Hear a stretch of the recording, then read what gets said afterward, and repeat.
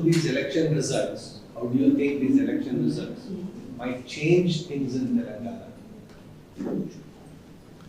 I don't know what change will happen.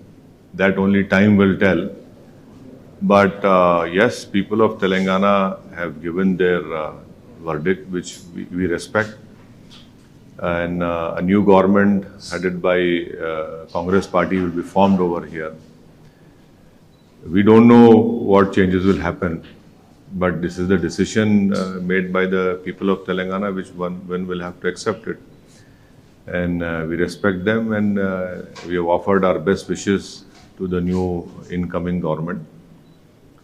But as far as our party is concerned, we'll continue with our struggle, and that is to strengthen our party, that is to ensure that the development works which have been started, they are taken to its logical end. Thirdly, we'll be working hard to ensure that more development projects are brought to our assembly segments headed by MIMLAs. And also at various places where I have gone, there are many public issues which we have promised to take it up. For example, in Vikharabad, there's a need for junior colleges and many issues on these lines. So we'll be taking up, our MLAs will be as forthright as they have been before and boldly talking about the issues concerning the people of Telangana in general and minorities in particular, and about their own assembly segment. So only time will tell what change will happen, how will it happen. So, it's too early to say about it. It's too early to talk about it. So we'll have to wait, let the new government be formed, and then you and me will be there to see. One more question, please. If you were to give one or two pieces of advice to the new government, what would that be? You are a seasoned politician. No, I will. I'm very thankful to you for your magnanimity, but I am not a seasoned politician. I'm still learning politics. I don't understand. No. I'm not. I'm not trying to show I'm very humble or modest, but that is the honest opinion I have about myself. It is a new government. Let us see what happens, what they do. They have made various promises to the people of Telangana. As far as we are concerned, we will make this government accountable. We'll be discharging our role as an opposition party, and we'll be trying our best. Sir, what BRS believes is this is not a wave of Congress, because other states also we have seen the performance of Congress party. What are the defects that the BRS party, or what are the faults that the BRS party has done with which they have lost power? Again, it is not. It is a question which I cannot answer for any other political party. It is for the BRS party to do their own homework. I'm sure they'll do it. And they also know that what weaknesses were there, what needs to be corrected, and that is for them to decide. But I had called up the ex-Chief Minister, Mr. KCR, yesterday, and I offered my best wishes to him. And I hopefully, if I get time, I'll also go and meet him also, because see, I have a good relationship with him. I spoke to KT Ramarao also, and I told him that that this is the verdict, this is part and parcel of political life. And he said yes, he accepted it. He said yes, these are things which happen in politics. And he said that I feel that this is a great opportunity for KTR and Harish Rao to play an important role as an opposition party leaders. Let us see what happens. So yesterday BJP has won in Rajasthan. One MLA from Awam Mahal, sir, his name is Balmukund Acharya. He's called the officials, direct officials today, and told that those non-veg stalls नहीं होने चाहिए streets पर, sir. Officials को call करके बोल रहे कि non-veg stalls streets पर से हटा देने चाहिए, नहीं होने चाहिए. इस पर क्या कहेंगे? नहीं, ये देखिए, ये गलत है. किसी को इख्तियार नहीं है freedom of expression means freedom of what you want to eat also. आप किसी को रोक नहीं सकते कि नॉन वेज स्टॉल नहीं रखेंगे, वेज स्टॉल रखना चाहिए। कैसा कौन से कानून तहत करे? तो गैर गलत है ये, बिल्कुल फंडामेंटल राइट्स के खिलाफ है। आप आखिर किस बुनियाद पे आप बोलेंगे? क्या करना चाहेंगे आप? फिर वो लोग कहाँ पे अपना रोजगार तलाश करेंगे, कहाँ से अपना घर चलाएंगे? और उसमें क्या खाली मुसलमान है, उसमें गैर मुस्लिम भी हैं। अब मच्छी की दुकान है, अंडे की दुकान है, अंडा फ्राई की है, वो तो सब चलाते, वो लोग क्या करेंगे?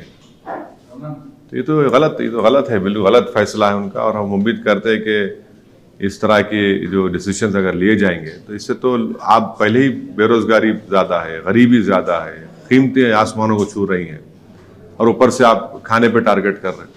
सर, अगर हम बात करें तेलंगाना की, बाकी के हिंदी हार्टलैंड स्टेट राजस्थान, मध्य प्रदेश और छत्तीसगढ़ की, जहां हैदराबाद शहर के जेटीसी एरिया में कांग्रेस परफॉर्म नहीं कर पाई है, और उसी तरीके से इंदौर में भी उनका परफॉर्मेंस जीरो रहा, रायपुर में परफॉर्मेंस जीरो है, तो ये जो अर्बन एरिया में कांग्रेस का जो इस तरीके का परफॉर्मेंस है, यहाँ पर भी बीआरएस ने अच्छा परफॉर्म किया जेटीसी एरिया में, इसको कैसे देखते हैं? कांग्रेस रूरल में भी परफॉर्म कर पाई तेलंगाना में, लेकिन अर्बन में बिल्कुल भी उनको कोई सफलता हासिल नहीं है। तो अगर आप देखेंगे तो यानी subject to correction vote percentage में 2% का फर्क है, 2%, राइट बालू साहब? दिस 2% वोट डिफरेंस है। It's not a big difference, but yes, in terms of seat, that gets bigger, but vote percentage wise only 2% difference is there. Yes, it is a fact that Congress could not win in Hyderabad Parliament, in Secunderabad, in Malkajgiri also. So yes, that is a fact, and that is also a strength of MIM and BRS also, that they could win from there.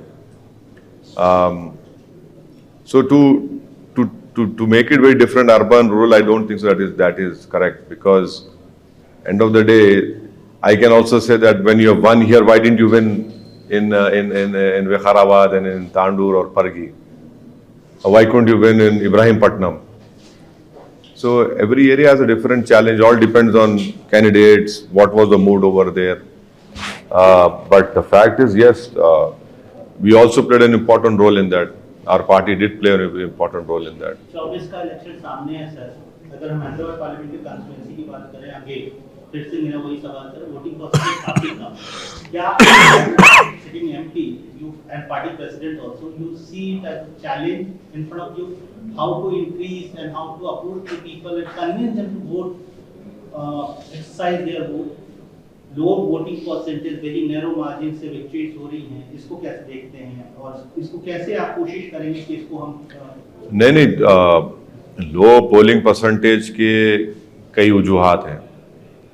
एक वजह यह है कि गैर ज़रूरी के हर बार sensitive के नाम पर पुलिस को, पैरामिलिट्री फोर्स को आप खड़ा कर देते हैं और बैरिकेड्स लगा देते हैं, रोड्स बंद कर देते हैं आप, और आप लोगों को निकल कर रोड जाने की तकलीफ हो जाती है उस दिन।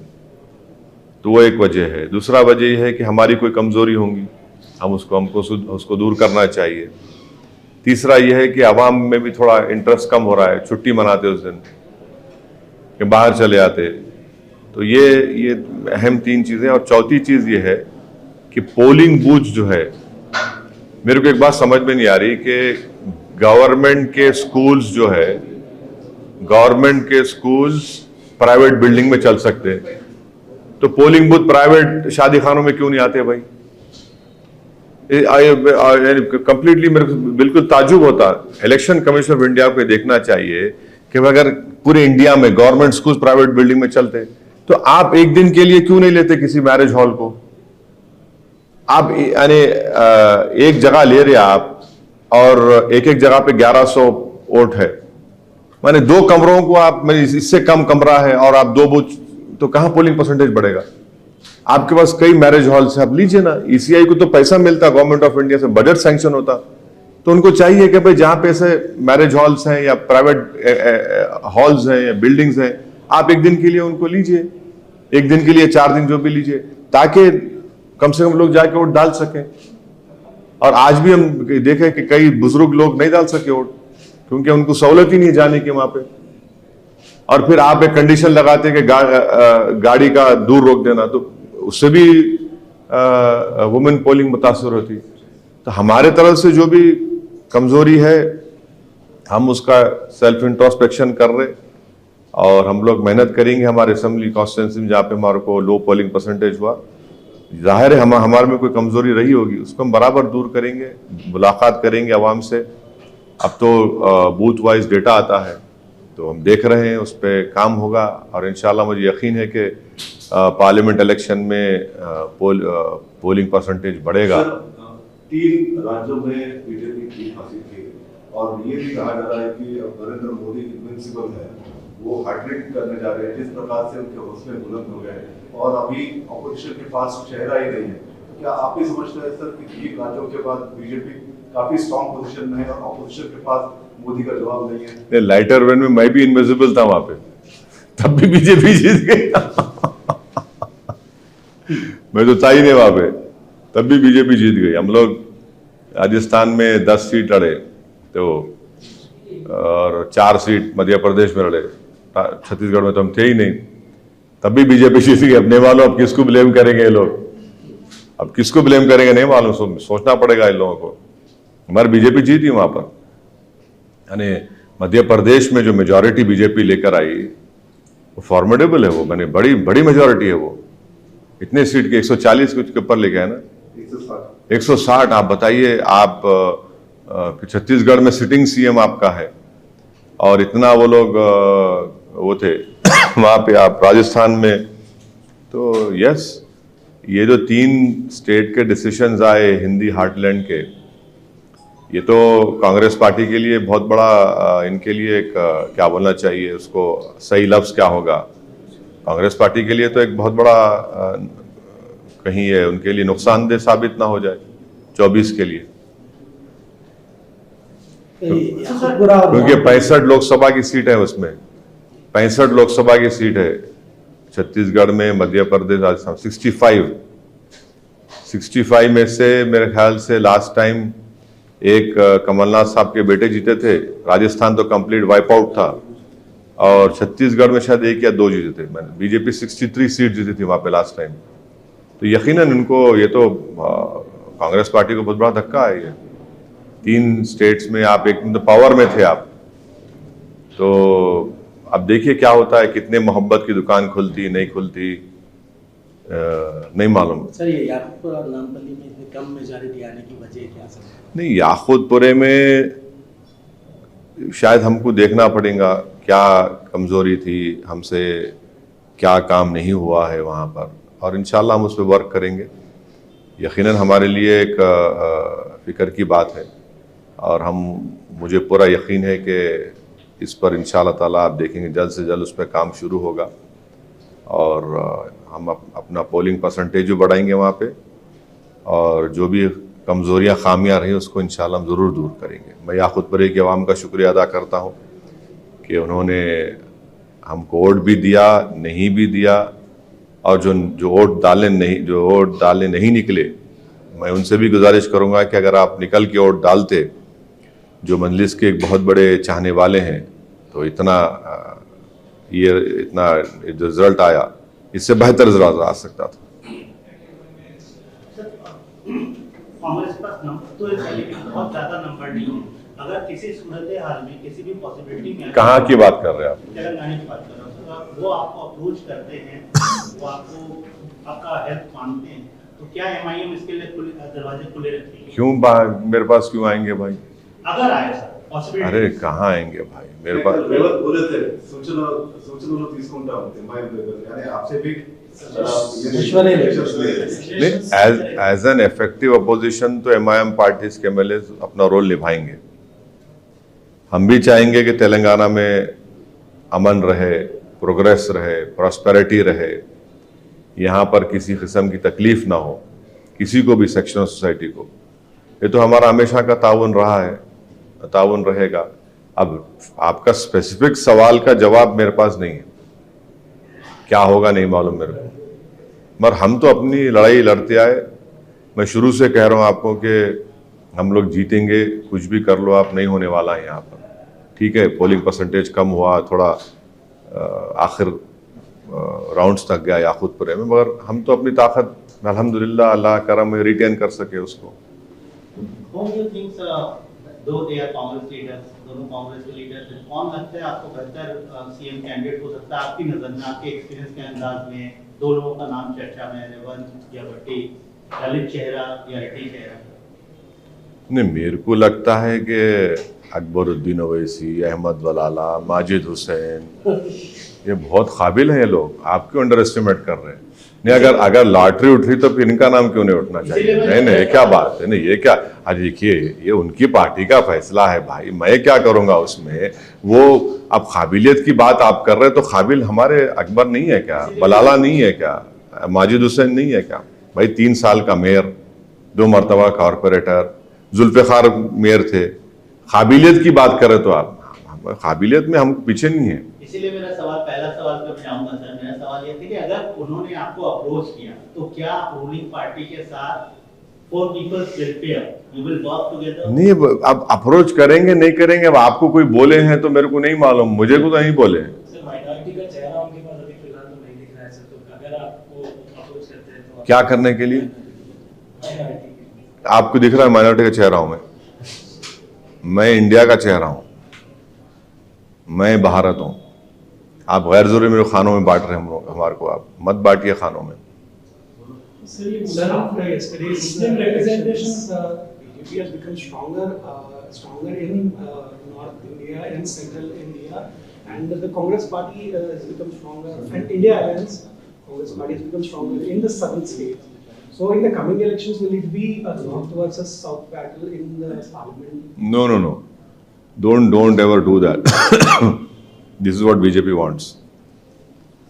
And it is wrong to say that Congress is strong in South.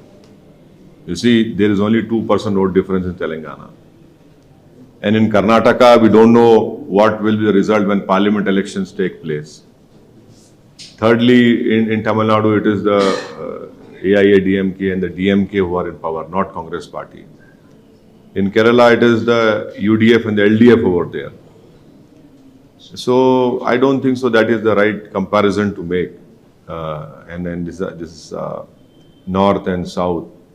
Yes, BJP has won 3 elections in the Hindi heartland, and these are big victories for BJP. Defeating a Congress party in Chhattisgarh and retaining Madhya Pradesh state. And of course Rajasthan, they have every 5 years the government changes. It is a challenge for all of us come 2024, and it is a bigger challenge for the parties who are there in that IND alliance. Sir ये 4 states में 636 MLAs में ruling party का एक भी मुस्लिम MLA नहीं elect हुआ। मुस्लिम representation ruling party से मुराद कौन? बीजेपी और कांग्रेस। कोई भी मुस्लिम एमएलए इलेक्ट नहीं हुआ। नहीं, मध्य प्रदेश में आरिफ मसूद हुए ना? नहीं, 2 इलेक्ट हुए हैं, बहुत अपोजिशन एमएलए। नहीं, अच्छा, रूलिंग पार्टी वो तो बीजेपी है। बीजेपी टिकट देती भी नहीं ना। बीजेपी तो टिकट, देखिए बीजेपी का क्लियर कट है, वो मुस्लिम माइनॉरिटी को इंडियन पॉलिटिक्स से इनविजिबलाइज कर चुके हैं। एक मिनट ठहरिए भाई, बात मत करिए, एक मिनट ठहरो भाई। तो वो लोग इनविजिबलाइज कर चुके हैं पूरा, कोई है ही नहीं। तो बीजेपी का उनके पास एक मुस्लिम एमपी नहीं है, मुस्लिम मिनिस्टर नहीं है यूनियन गवर्नमेंट में, तो बीजेपी का क्लियर कट आइडिया है। अब दूसरे पार्टीज जो है, अब वो भी तो वैसी फॉलो कर रहे हैं, ना। वो भी तो सॉफ्ट हिंदुत्व बोलिए, हार्ड हिंदुत्व बोलिए। अब कमलनाथ साहब का मध्य प्रदेश स्टेटमेंट था कि राजीव गांधी ने बाबरी मस्जिद के ताले खोले। अब आपके ही घर को लॉक पड़ गया, मध्य प्रदेश में आपके घर को लॉक पड़ गया।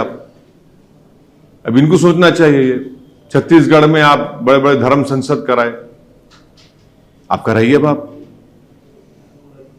ये चीजें हैं, ये देखना पड़ेगा। तो ये तो है।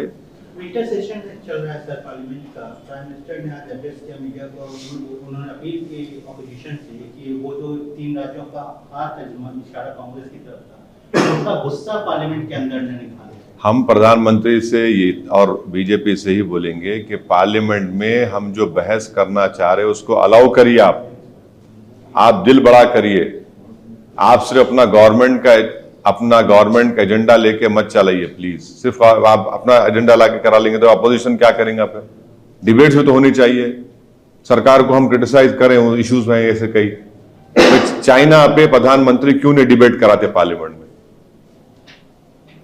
क्यों डरते प्रधानमंत्री और उनकी सरकार चाइना से? डिबेट करवाइए ना भाई। 2000 स्क्वायर किलोमीटर पे चाइना कब्जा करके बैठा है। हम चाहेंगे डिबेट हो गाजा में, गाजा के ऊपर जो इजराइल जुल्म कर रहा है। 12,000 लोगों को इजराइल खत्म कर चुका है फलस्तीनों से हमारा पुराना रिश्ता रहा। ये डिबेट होना चाहिए पार्लियामेंट में गाजा के बारे में, चाइना जो जमीन पे कब्जा करके बैठा है।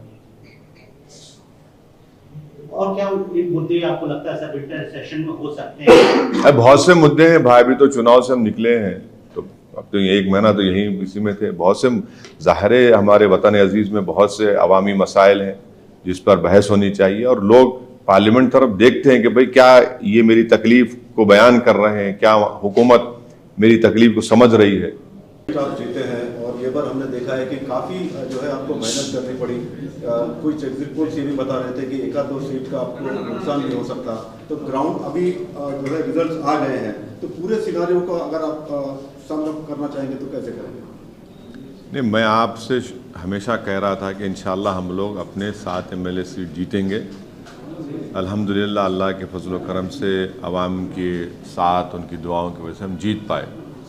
यकीनन हमारे लिए एक लम्हे फ़िक्र की बात है कि हमारा पोलिंग परसेंटेज कम हुआ है, और ज़ाहिर है उसमें कई वजूहात हैं। इसमें एक वजह होगी कि हम में कोई खामियां रही होंगी। इंशाअल्लाह हम उसको दूर करेंगे, उन कमज़ोरियों को दूर करेंगे, और हमारे पार्टी के जो ज़िम्मेदार हैं उनसे हमारी बातचीत चल रही है। अवाम उन्नास से भी हम बात करेंगे, तो ये उसको दूर करेंगे। तो टीआरएस की और हार हुई है और कांग्रेस सरकार में आ गई है, इसको कैसे देखते हैं आप?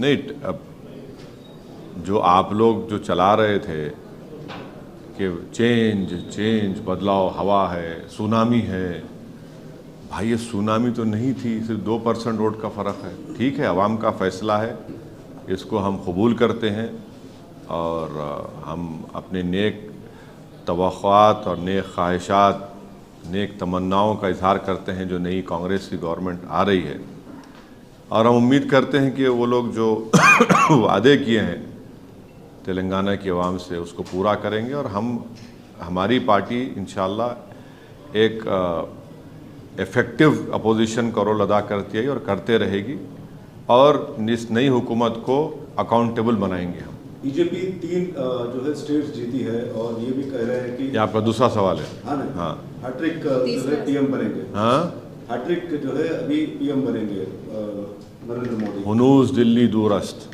अभी 24 है, अभी 24 के लिए अभी से मत बाजा बजाइए, अभी टाइम है। आप देखिए क्या क्या होने वाला है, क्या होगा। हाँ, ये बात सही है कि बीजेपी ने छत्तीसगढ़ में बहुत बड़ी कामयाबी हासिल की, मध्य प्रदेश में कामयाब हो गए, राजस्थान में हो गए, और मुझे बड़ी तकलीफ़ इस बात की है कि मैं नहीं दिखा वहाँ पर, तब भी बीजेपी जीत गई। तो ये तो कैसे हुआ नहीं मालूम, क्योंकि हर बार बीजेपी जहाँ जीतती है तो हमको ही इल्ज़ाम लगाते थे, तो हम नहीं थे वहाँ पर।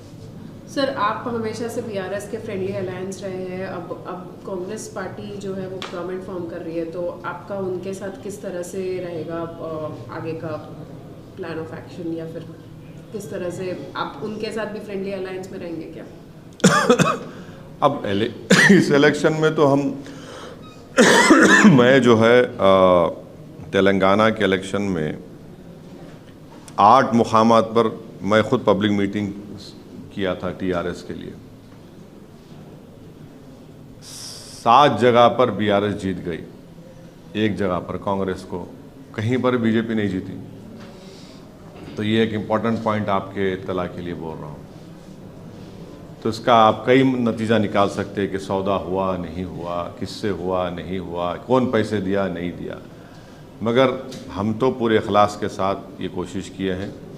और आगे का क्या होगा कैसा होगा मुझे नहीं मालूम, किस तरीके के हालात पैदा होंगे, कैसा होगा।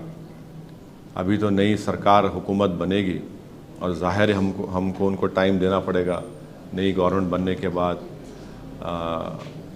उनको काम करने का मौका मिले, उसके बाद से हम देखेंगे।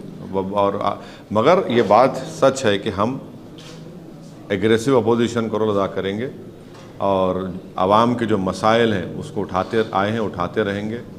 डेवलपमेंट के जो काम रुके हुए हैं हमारे कॉन्स्टिट्यूंसीज में उसको पूरा करवाएंगे और हमारी कोशिश होगी कि जमहूरियत को मजबूत किया जाए तेलंगाना में।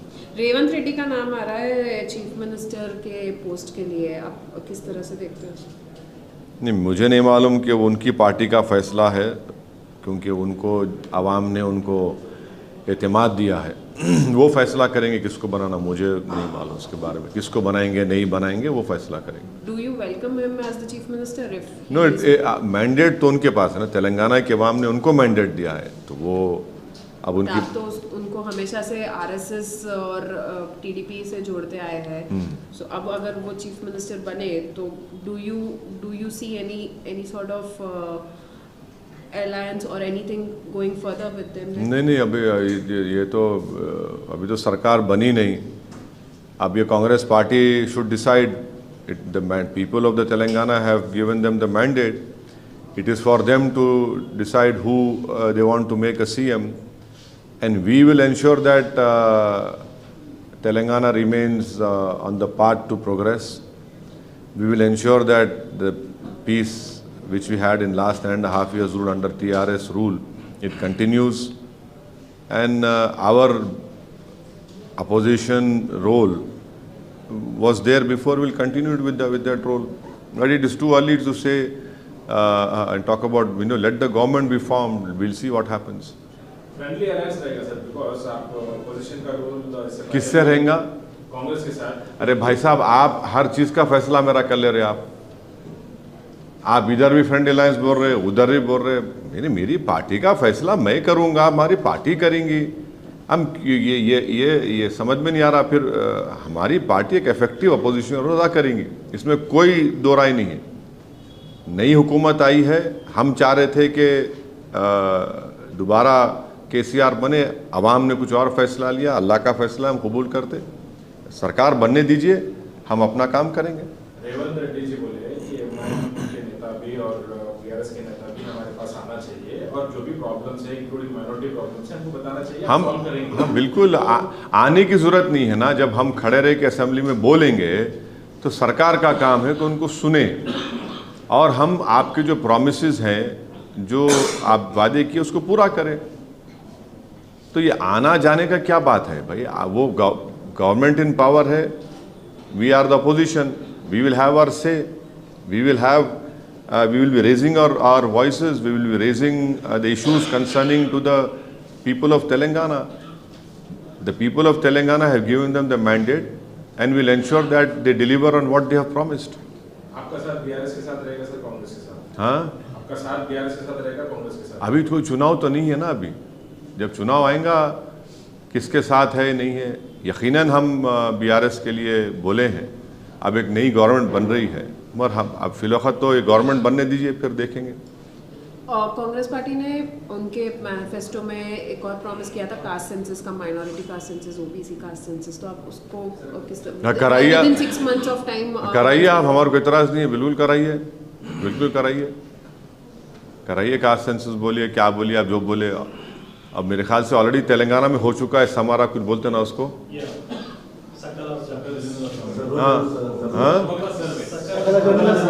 हाँ, वो तो ऑलरेडी हो चुका है, उसको पब्लिक कर दीजिए, ख़त्म। अब वो भी और नया कराना चाह रहे, कराइए। आप, कौन रोक रहा आपको?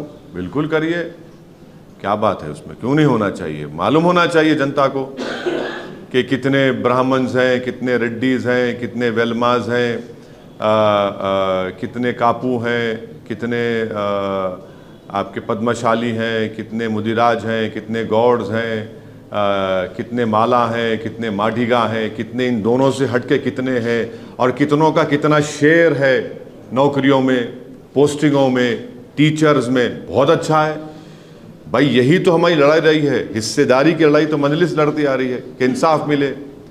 हम तो बोल रहे हैं ना कि भाई बताओ क्यों नहीं आ रहा, बहुत करिए, अच्छा है। अब जैसा कि आपने बिहार में कर दिया, अब बिहार का आपको बताता हूँ। अच्छा सवाल किया आप लोग, मैं थका हुआ था इतनी देर से। आपने अब बिहार का देख लो आप, माफ़ी चाहता हूँ बालू साहब, थोड़ा आपको बोर तो नहीं करो। अब बिहार में देखिए, नहीं, बिहार में देखिए, बिहार में सुरजापुरी है कम्युनिटी है मुस्लिम्स में। अब सुरजापुरी का पॉपुलेशन है 24,46,212। उनको शेयर मिलना था गवर्नमेंट में 38,350 का। कितना शेयर मिला? ओनली 15,359। मिलना चाहिए, तेलंगाना में भी लाइए, बताइए आप क्यों नहीं होना चाहिए। अब बिहार में कुलहिया बरादरी है, उनका पॉपुलेशन है 12,53,781। उनको शेयर मिलना चाहिए था 12,904 गवर्नमेंट एम्प्लॉयमेंट में, खाली 6,751। शेरशाह आबादी है, 13,26,000 उनकी पॉपुलेशन है। उनको शेयर मिलना चाहिए था 20,421 और मिला खाली 5,734। अंसारी बरादरी है, 46,34,000 उनकी पॉपुलेशन है। उनको शेयर मिलना था 72,651 और उनको मिला खाली कितना? 44,896। शेख बरादरी है, 44,95,000 बिहार में उनकी पॉपुलेशन है और उनको शेयर मिल रहा है, शेयर मिलना चाहिए था 78,320 और उनको मिला 39,495। तो अगर आप ये सुरजापुरी, कुल्हिया, शेरशाहवादी, अंसारी, शेख को मिला लेंगे तो इनको शेयर मिलना था 2,22,646 और इनको मिला खाली 1,12,235। आप करवाइए, कौन रोक रहा है? बहुत अच्छा है, हम तो चाहेंगे। तो आप सपोर्ट करेंगे कासिम से? अरे मैं तो पार्लियामेंट में खड़े होकर कहा, बल्कि मैं तो ये बोल रहा हूँ कि आप 50% रिजर्वेशन लिमिट को ब्रीच करिए, प्लीज ब्रीच करिए उसको। इस मुल्क को जरूरत है, वो ब्रीच करिए आप। गवर्नमेंट, पार्लियामेंट ने कानून लाए मोदी जी, और ब्रीच करें उसको। We have offered our best wishes to the new incoming Congress government. We hope and expect that the responsibility that has been bestowed on them by the people of Telangana, they will be able to discharge that huge responsibility. And as an opposition party, we will hold them accountable. And we will ensure that our role as an effective opposition continues. And thirdly, as far as maintenance of peace, progress and prosperity is concerned, governments come and go, but these are the things which are of paramount importance, which every political party's duty is it to discharge these important three responsibilities, which MIM has been continuing to do. And yes, we have been fortunate enough that Almighty Allah Subhanahu wa Ta'ala and the people have blessed us. We have been able to retain our 7 assembly constituencies. Unfortunately, we could not get the verdict which we wanted in Jubilee Hills and Rajendra Nagar. And yes, we wanted the BRS to come back in power. We tried our best. That could not happen because it's a decision of the people. We have to respect it. Sir, मामू और BRS से क्या गलती हो गई कि उनको ये रिजल्ट जो है सामने आया है? अब देखिए, ये एक पार्टी का अंदरूनी बात है, वो तय करेंगे। मैं कैसा बोलूँगा आपको? आप तो बिल्कुल बहुत साथ में थे, मामू को वोट दो। हाँ, बोले भाई पार्टी में क्या हुआ, मैं कैसा बोलूँगा? भाई मैं प्रसाद साहब का दोस्त हूँ, मगर प्रसाद साहब के घर में क्या खाना पक रहा मेरे क्या मालूम? नहीं, मेरे क्या मालूम घर में क्या खाना पक रहा, क्या खिचड़ी पक रही, नेटफ्लिक्स पे आप क्या देख रहे, मेरे क्या मालूम? मेरे क्या मालूम? भाई मैं आपका दोस्त हूँ ना, मैं दोस्त की दोस्ती निभाऊंगा। मगर नहीं, देखिए सुनिए, हैदराबाद में एक कहावत है, आप हर बुट्टी में मुंडी नहीं झुका सकते देखने क्या हो रहा। तो मेरा काम नहीं है, मैं आपका दोस्त हूँ, आपका दोस्त था, रहूँगा। मैं तो कल KT रामाराव साहब से बात किया बहुत देर तक, और उनको मैं बोला कि भाई आप हौसले बुलंद रखिए। वो बोले बिल्कुल असद भाई, मैं इसका आवाम का फैसला है। और मैं उनको बोला एक आपके लिए एक बेहतरीन अपॉर्चुनिटी है, आपके लिए, हरीश राव के लिए, कि आप बेहतरीन अपोजिशन रोल अदा करिए और जाइए, अपने पॉलिटिकल डेस्टिनी अब आपके हाथ में है। और मैं एक्स CM से भी कांटेक्ट करने की कोशिश किया तो मालूम हुआ वो वक्त देंगे तो उनसे भी जाके मिलूंगा मैं। देखिए ऐसा है ना कि ये इलेक्शन होते जाते हैं मगर इंसानी ताल्लुकात तो अपनी जगह पर रहेंगे। कांग्रेस भी आपके पुराने दोस्त है, अभी ये भी कहा जा रहा है कि अगर वक्त मिला, वक्त आने पर, मौका मिलने पर MIM जो है कांग्रेस के साथ भी जो है कंधे से कंधा मिला सकती है। नहीं, आपसे सुन रहा हूँ मैं, मेरे को नहीं मालूम। आपको लगता है सर कि बीजेपी विकल्प साबित होगी BRS की? जिस तरीके से ग्रोथ हुआ है, पिछला परसेंटेज से डबल परसेंटेज से ज्यादा होगा। कांग्रेस के लिए विकल्प साबित नहीं हो सकती। आप क्यों समझ रहे हैं? आप ये क्यों समझ रहे हैं कि कांग्रेस के लिए विकल्प साबित नहीं हो सकती? रीजनल पार्टीज जो है ना वो रहने वाली हैं। अब नेशनल पार्टीज अगर हार रही है बीजेपी के खिलाफ तो उसका क्या होगा? मध्य प्रदेश में, छत्तीसगढ़, राजस्थान में। तो ये तो सबको सोचना पड़ेगा ना, सिर्फ एक पार्टी को तो नहीं है, हमको भी सोचना पड़ेगा। हम तो बोल रहे थे हमारे चुनाव में, आप मेरे भाषण सुनिए, आशीष फॉलो करे, प्रसाद साहब, आप लोग सब, मैं बोल रहा था निज़ामबाद, मैं आपको बोल रहा था मधोल, नहीं निज़ामबाद बोल रहा था मैं, मधोल बोल रहा था, निर्मल बोल रहा था मैं, जहीरा नहीं आपको करीमनगर बोल रहा था। ऐसे कई कॉन्स्टिट्यूंसी में पब्लिकली बोल रहा था। और जो लोग मेरी बात को सीरियस नहीं ले रहे थे, आज मुंह नहीं छुपा सक रहे वो लोग। आज मुंह छुपाने के लायक नहीं है वो लोग। जो ये समझ रहे थे असदुद्दीन ओवैसी डराने के लिए बोल रहा है, आज बोलो कुछ। अगर आज बीजेपी 8 सीट जीती तो वो लोग जवाबदेह है जो गलत फैसले लिए थे। इसी से मिलकर लगा हुआ सवाल है सर। यूनाइटेड आदिलाबाद में, यूनाइटेड निजामाबाद में बीजेपी ने अच्छा परफॉर्म किया है। जिन इलाकों की आपने बात की, इलाके इन जिलों में आते हैं, क्या वजह है बीजेपी का ग्रोथ यहाँ पर इन महाराष्ट्र से लगे हुए बॉर्डरिंग इलाकों में या जिलों में हुआ है? नहीं, कामारेड्डी कितना दूर है महाराष्ट्र से भाई। हाँ, मधोल करीब है, नांदेड़ से बहुत करीब है। नहीं, निर्मल भी आप बोल सकते हैं, 120 किलोमीटर है। बोध की सीट है ना, वो भी एक है, करीब है, मगर इससे महाराष्ट्र ताल्लुक नहीं है। बीजेपी को आपको एक्सेप्ट करना पड़ेगा, एक चैलेंज है वो। मगर अफसोस ये है कि जो लोग जिनको सियासत की सीन नहीं आती, वो सियासत के अगर मुफ्ती बने हुए तो मैं क्या कर सकता हूँ उसको? ये किसकी तरफ? हाँ, नहीं, इशारा नहीं है, नहीं, मैं किसी पे इशारा नहीं कर रहा हूँ, उंगली उठा रहा हूँ। मगर मैं, देखिए, जहाँ तक मेरी बात है, मैं अपने हर कम से कम 80-90 मेरे भाषण हुए, मैं बराबर इन चीज़ों पर निशानदेही कर रहा था। और लोग मेरे को फ़ोन करके बोलते आप क्या बोल रहे हैं, क्यों बोल रहे हैं आप? अरे मतलब मेरे भाई साहब, मैं छोटा मोटा सियासतदान हूँ, मुझे दिख रहा है। अगर आपको नहीं दिख रहा है तो मैं क्या करूँ? यानी तेलंगाना में जो ग्रोथ है बीजेपी का, उसके लिए आप कांग्रेस को जिम्मेदार मानते हैं? नहीं, उसके लिए देखिए, उसके लिए जिम्मेदार बहुत से लोग हैं। नहीं, उसके लिए जिम्मेदार तो BRS भी है, उसके लिए जिम्मेदार कांग्रेस भी है, उसके लिए जिम्मेदार वो लोग हैं जो बग़ैर ज़मीनी हकीकत को जाने आपने फैसले कर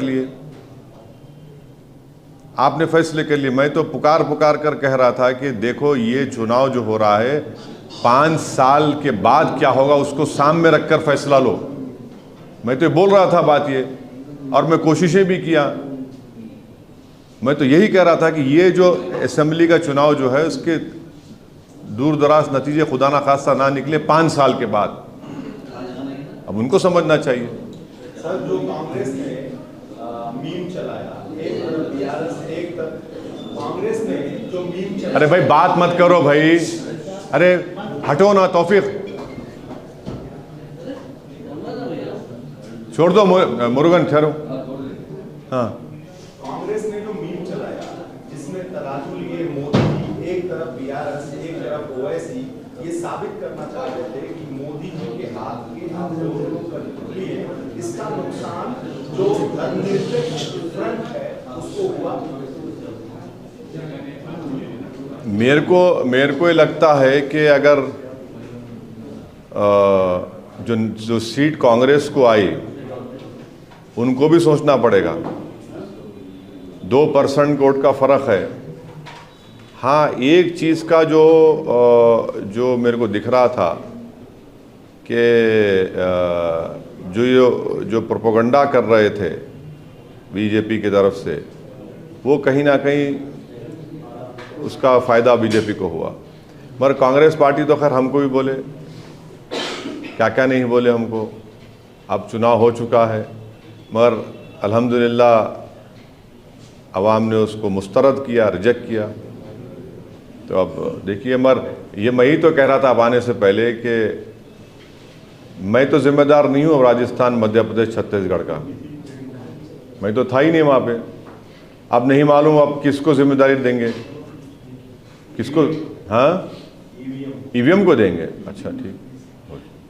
तेलंगाना में सर कुछ मुस्लिम सोशल स्पेशल ऑर्गेनाइजेशन ने भी चिट्ठी जारी कर कांग्रेस के पक्ष में मतदान करने की बात की। उनको कहा कि हम इनको एक्सटेंड, इनके कैंडिडेट्स को 67 सीट पर किया। उसका भी आपको लगता है कुछ असर पड़ा? ये जो सोशियो रिलीजियस अब देखिए, चुनाव में हर एक को इख्तियार है अपनी अपनी फैसले देने का, हम किसी को रोक नहीं सकते। उन्होंने भी अपनी जिम्मेदारी को निभाया। सवाल आपने मुझसे किया था कि बीजेपी जो जीती है, मैं ये उस पर अपनी राय ये दिया हूँ, मगर हम किसी को रोक नहीं सकते कि आप किसी की तायद करें ना करें, उनका इख्तियार है। और ये भी सोचना चाहिए कि भाई कांग्रेस पार्टी से एक भी मुस्लिम विधायक जीत कर नहीं आया है, एक भी मुस्लिम विधायक जीत कर नहीं आया है। 2 तो हमारे खिलाफ खड़े थे, 2 नहीं बल्कि कई खड़े, 3-4 जगह पे खड़े थे। तो ये भी तो रियलिटी है ना। अगर आप कुछ बोल रहे हैं, दावे कर रहे हैं, तो फिर the proof of the pudding is in eating बोलते हैं ना उसमें। लेकिन सर ये भी तो सही है कि ऑलमोस्ट 13% वोट शेयर है माइनॉरिटी, मुस्लिम माइनॉरिटी का यहाँ पे। बीआरएस ने 3 लोगों को टिकट दिया, कांग्रेस ने 6 लोगों को टिकट दिया, उसमें से जीत कर कांग्रेस जैसा कि कोई भी नहीं आ पा रहा है। तो माइनॉरिटी का इतना बड़ा पॉपुलेशन होते हुए उनका रिप्रेजेंटेशन यहाँ भी असेंबली में अरे भाई, ये दोनों पार्टीज को बोलना चाहिए, क्यों नहीं जीत रहे? असदुद्दीन ओवैसी क्यों बोलेगा? ये इन दोनों पार्टीज को बोलना चाहिए ना, चाहे बीआरएस हो चाहे आपके कांग्रेस हो, ये उनको बोलना चाहिए। आप बताइए, जब हर कास्ट का आदमी जीत सकता है, रेड्डी कम्युनिटी 5% है तेलंगाना में, कितने एमएलए जीत कर आए भाई उनके? 43। दोनों पार्टीज में देख लो आप, दोनों पार्टीज को मिला लो आप दोनों पार्टीज को मिला लो, देख लो आप। फिर मुनूर कापू है, पद्माशाली है, मुदिराज है, गंगापुर आपके गौड्स है, यादवाज है। इस पर कोई बात ही नहीं करते आप लोग। आपको पूछना चाहिए भाई, आप लोग इतना ऊपर की बात करते। आप है ऊपर के मालूम मेरे को, मगर नीचे की भी बात करिए ना कभी।